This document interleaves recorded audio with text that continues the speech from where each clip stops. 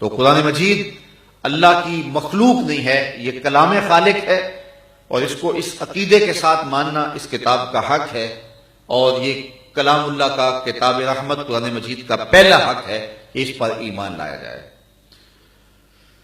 ایک زمانے میں تقسیم ہند سے پہلے ایک گاؤں کی قبر کھودتے کھودتے ساتھ والی قبر کھل گئی۔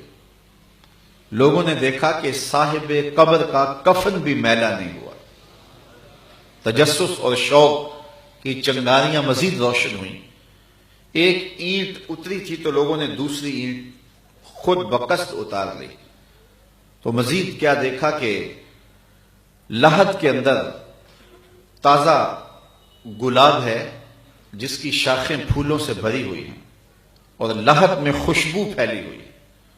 خیر قبر بند کر دی گئی اور لوگوں کو تجسس ہوا، شوق ہوا کہ دیکھیں کہ یہ کون سا شخص ہے اور اس کو یہ اعزاز و تکریم جو نصیب ہوئی ہے کہ مرنے کے بعد بھی اس کی قبر میں اجالا ہے، کفن بھی میلا نہیں ہوا اور لحد خوشبوؤں سے بھری ہے۔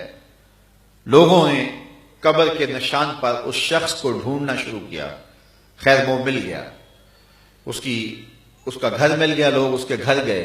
اس کی بیوہ ابھی موجود تھی، وہ بہت بوڑھی ہو چکی تھی۔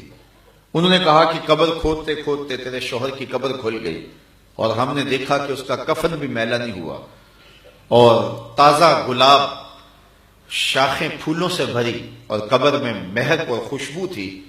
ہم یہ پوچھنے آئے ہیں کہ تیرے شوہر کا عمل کیا تھا تاکہ ہم بھی وہ عمل کر کے اپنی آخرت بہتر کر سکیں۔ تو اس خاتون نے کہا کہ میرا شوہر ایک سادہ سا دیہاتی اور ان پڑھ شخص تھا، میں نہیں سمجھتی کہ اس کا کوئی عمل تھا کہ اس کو اتنا بڑا اعزاز ملا ہے۔ ہاں مجھے یاد پڑا اس کا ایک عمل تھا۔ انہوں نے پوچھا کیا؟ کہا کہ میرا شوہر ان پڑھ تھا، قرآن مجید پڑھا ہوا نہیں تھا لیکن نمازی تھا۔ جب فجر کی نماز پڑھنے جاتا اور لوگ قرآن مجید کی تلاوت کے لیے قرآن مجید کھول کے بیٹھ جاتے تو اس کو بڑا دکھ ہوتا، کاش کہ میں بھی پڑھا ہوتا اور قرآن مجید کی تلاوت کرتا۔ یہ بوجھل قدموں سے گھر لوٹتا اور آنکھیں نمناک ہوتی اور یہ اس کی طبیعت میں بوجھ ہوتا، کاش کہ میں بھی قرآن مجید پڑھا ہوتا۔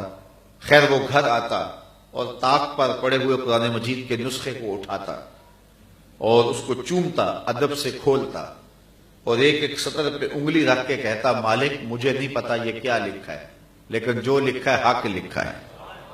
پھر دوسری سطر پہ آ جاتا، پھر انگلی پھیر کے کہتا مالک یہ بھی سچ لکھا ہے۔ پھر نیچے آ جاتا، کہتا مالک یہ بھی سچ ہے، یہ بھی حق ہے، یہ بھی تیرا کلام ہے، یہ بھی تیرا کلام ہے۔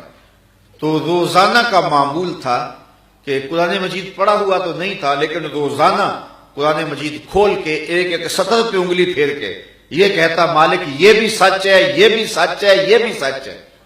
تو کہا کہ اس کی قبر میں جو اجالے ہیں کتاب رحمت کے ساتھ اس کی محبت کا سبب اس کی قبر میں روشنی اور اجالے اس کے کتاب اللہ سے پیار کرنے کی وجہ سے ہو سکتا ہے۔